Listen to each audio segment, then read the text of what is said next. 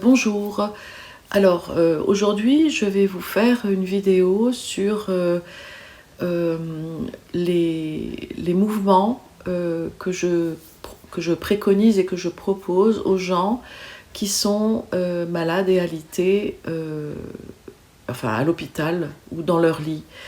Donc en fait, ce sont des mouvements avec les bras qui vont aller libérer les méridiens des bras et les points d'acupuncture au niveau des bras et des mains, et des doigts, et des paumes.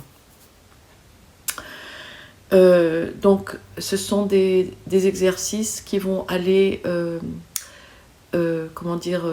débloquer les parties, en fait, qui sont au niveau du plexus solaire et cardiaque, et tout ce qui est digestion, en fait. Tout ce qui est gros côlon, etc., dans la partie du V ici qu'on a, du V à l'envers qu'on a au niveau du plexus solaire et cardiaque. D'accord? C'est ici. Donc en fait, ici on a le côlon descendant et on a la partie du côlon transverse. Et en fait, ces exercices vont permettre de débloquer cette partie-là du corps et aussi de débloquer avec les mouvements très très lents le dos. Voilà, parce que tout est relié en fait. Quand c'est bloqué devant, c'est parce que c'est bloqué derrière aussi au niveau de la colonne vertébrale, épine dorsale, moelle épinière, etc. Donc je vous montre quand les gens sont alités. Alors je vais vous montrer donc voilà. Donc les gens sont.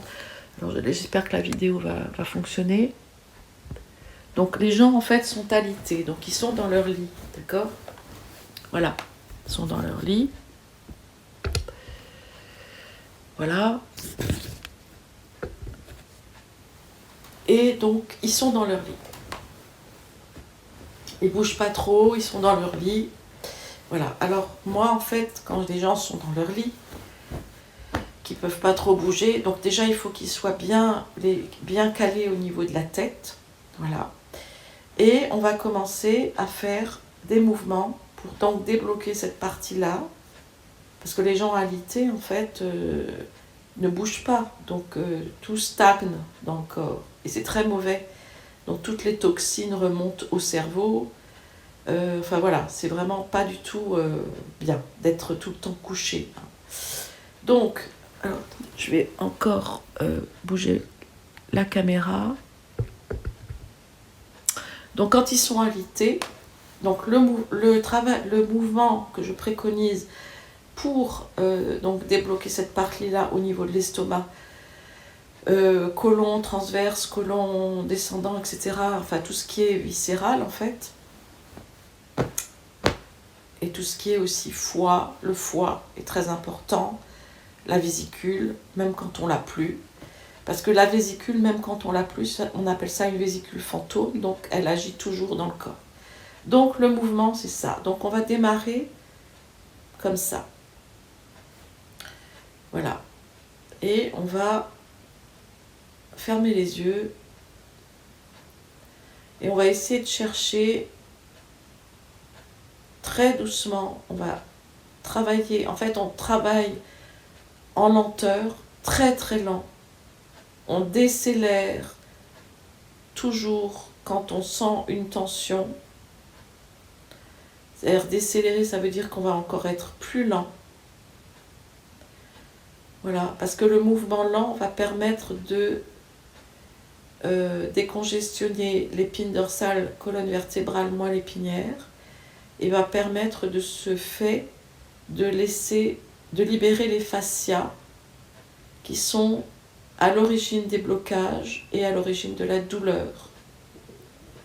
Voilà, par exemple là, quand je fais ça, j'ai vraiment tout, enfin vous ne l'entendez pas, mais en fait, tout mon système microbiote gargouille, c'est-à-dire qu'il se libère, on l'entend vraiment, ça fait vraiment des petites bulles, on entend vraiment que ça se libère. Alors on va travailler avec les deux bras, Donc on tend les deux bras et on va laisser les paumes bien ouvertes, avec les doigts bien ouverts. Tout ça, c'est des histoires d'énergie. Voilà. Et on va descendre doucement, comme si on voulait capter l'énergie ou prendre l'énergie dans ses mains. Enfin, c'est vraiment ça. Et on va faire des mouvements très très lents.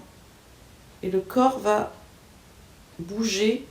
C'est-à-dire qu'en fait, au moment où vous faites ça, le corps, en fait, c'est votre corps en fait qui décide du mouvement. C'est pas vous, c'est pas votre cerveau. C'est votre corps qui décide du mouvement. Donc là, il va par exemple... Voilà, on prend une inspiration.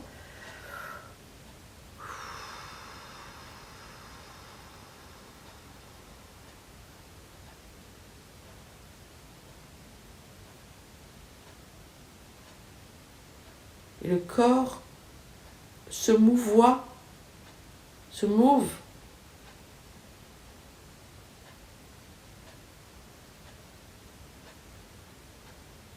Voilà, et là, en fait, ça libère, en fait, dès que je fais ça, je ne sais pas si vous voyez, dès que je fais ça,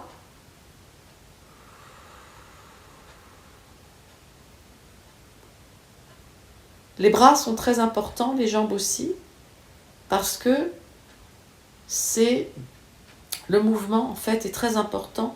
Ce sont des mouvements totalement calculés. Et donc, ça va redonner, quand tout le microbiote se libère, que l'estomac se libère, grâce au mouvement très très lent, là, en l'occurrence, des bras. Donc, en fait, ce qui se passe, c'est qu'à un moment donné, dans la lenteur, mon bras va aller vers là. Si je veux libérer, en fait, la partie du gros côlon, la partie descendante et transverse du gros côlon, je vais devoir aller dans le mouvement avec mon bras, puisque les bras et les jambes sont reliés au buste, etc., au thorax. Donc, c'est très important d'avoir toujours... et c'est des mouvements calculés, hein, c'est pas des mouvements faits au hasard, avec le ressenti en fait qu'on va avoir au niveau du ventre et au niveau du dos. Voilà, par exemple là, tout d'un coup, c'est dommage que vous n'entendiez pas le bruit. Ça va se libérer. Et toujours avec la respiration.